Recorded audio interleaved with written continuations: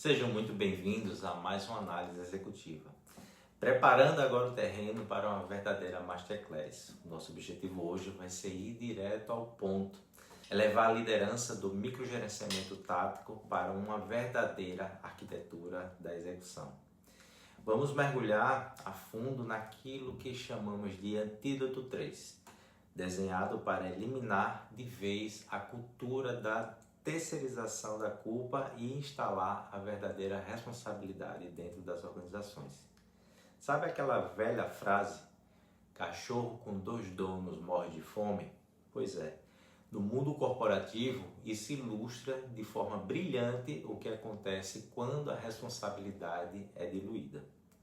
Se todo mundo parece ser dono de um projeto, na prática ninguém é. E sem um dono claro, a execução simplesmente adoece e para de andar. E é para consertar isso que precisamos redefinir o que realmente significa accountability. Muita gente acha que accountability é apenas uma ferramenta para colocar pressão ou encontrar um culpado, mas não. A verdadeira accountability é uma disciplina sistêmica. É quando o indivíduo responde sem sombra de dúvidas por garantir que o resultado final aconteça. Ela funde responsabilidade, autonomia, aquele sentimento genuíno de dono. É o antídoto estrutural contra a cultura das desculpas. Para construirmos essa visão, o nosso roteiro de hoje passa rapidamente por 5 pontos. Primeiro, a ilusão da execução. Depois, a diferença entre tarefa e responsabilidade. Em seguida, o princípio de skin in the game. Passaremos pela armadilha do microgerenciamento. E por fim, veremos como instalar uma cultura de ownership na prática. Mas antes, deixa eu contextualizar rapidamente quem está por trás de todo esse conteúdo. Caso você ainda não me conheça, o meu nome é Paulo Imbuzeiro e há mais de 20 anos atuo com liderança, gestão, estratégia e transformação organizacional em empresas e instituições de diferentes segmentos e portes. Sou doutor em administração de empresas com formação internacional, professor em MBAs e pós-graduações no Brasil e na Espanha e já participei da formação de mais de 1000 líderes. Ao longo dessa jornada, desenvolvi meu próprio modelo de gestão e execução, o método Liderança Total, além de autor do livro Arquitetura da Execução. Esse vídeo faz parte do maior hub de liderança total do Brasil, um ecossistema prático com frameworks, agentes de IA, diagnósticos, ferramentas e desenvolvimento aplicado para líderes que querem transformar estratégia em execução real.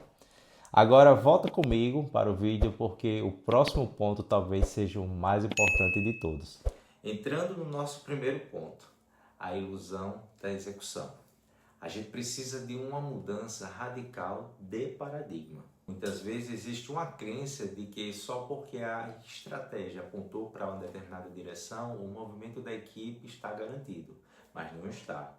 Entre o alinhamento intelectual de uma sala de reunião e o movimento real do dia a dia, existe um abismo enorme. Um esforço contínuo, quando não é amparado por um sistema muito claro, serve apenas para atirar setas para todos os lados e amplificar o caos dentro da operação. E é exatamente isso que nos leva ao nosso segundo ponto, que expõe o mal-entendido que causa a maioria dessas falhas nas empresas. A diferença entre tarefa e responsabilidade.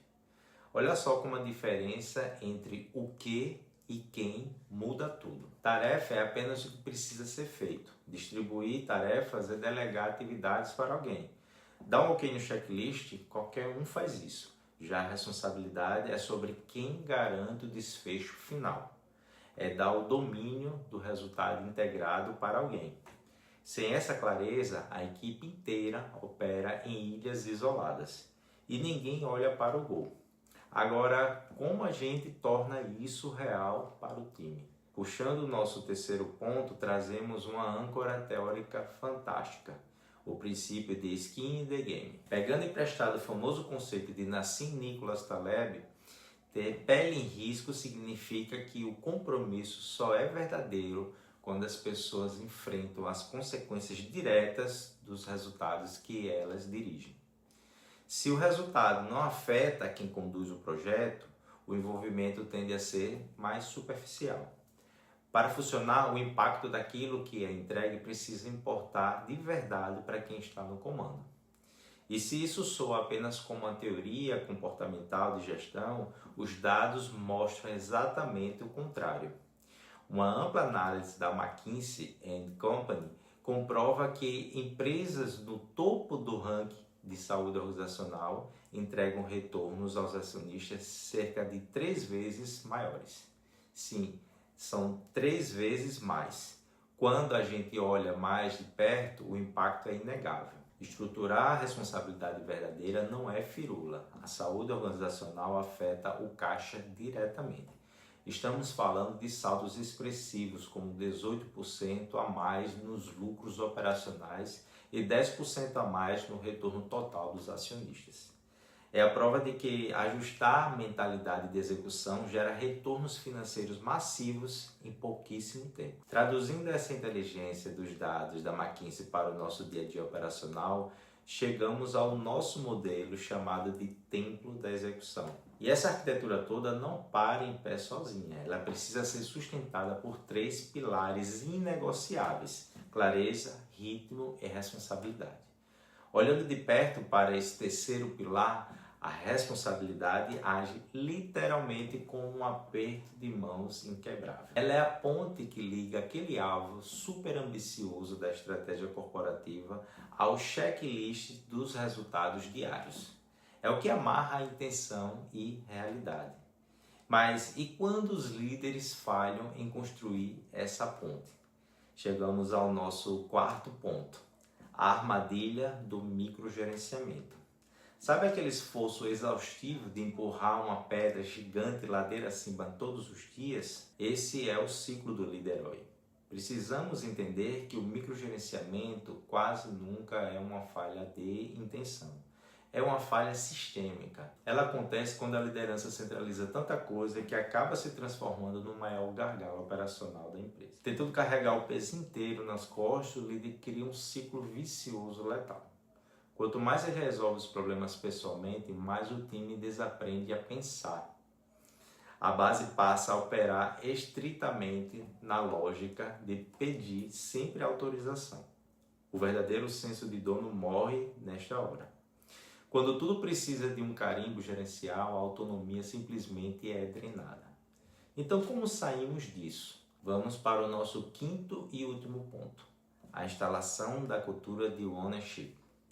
O melhor jeito de enxergar isso é colocar as duas culturas lado a lado. Na cultura das desculpas, as pessoas gastam uma energia mental absurda criando apresentações para justificar por que algo não deu certo. A desculpa vira o padrão aceitável. Já na cultura da responsabilidade, essa mesma energia é usada para resolver ativamente os problemas e remover obstáculos. É o fim da terceirização da culpa. E para aplicar isso na prática, já amanhã nós temos 4 passos extremamente acionáveis. Primeiro, defina responsabilidades individuais de forma cirúrgica. Segundo, conceda autonomia, mas com balizas e critérios claríssimos. Terceiro, tenha um acompanhamento visível, transparente, onde não existe espaço para surpresas. E quarto, garanta que todos os acordos sejam cumpridos, substituindo pressão e gritaria pela disciplina dos compromissos assumidos. Isso tira o time da postura de esperar ordens e o leva para uma atuação com profunda accountability. E quando a gente integra tudo isso com sucesso, o sistema de execução ganha vida própria. As engrenagens começam a funcionar de forma independente e autossustentável. Os resultados avançam de forma consistente sem que a liderança precise pular na fogueira em atos heróicos todos os dias. E para escalar essa montanha rumo à alta performance, a transformação exigida é uma transformação de identidade. É preciso parar de ser o executor operacional que carrega as ferramentas e assumir o papel do grande arquiteto do sistema. É desenhar um ambiente onde as coisas acontecem em vez de fazer tudo com as próprias mãos. Tudo isso converge para uma verdade incontestável. Tratar a gestão apenas como distribuir tarefas e checar o que foi feito é operar no nível da gestão júnior. A liderança verdadeiramente sênior faz engenharia de ecossistemas. Ela desenha um ambiente onde as pessoas atuam genuinamente e como donas dos resultados. É um trabalho mais estrutural.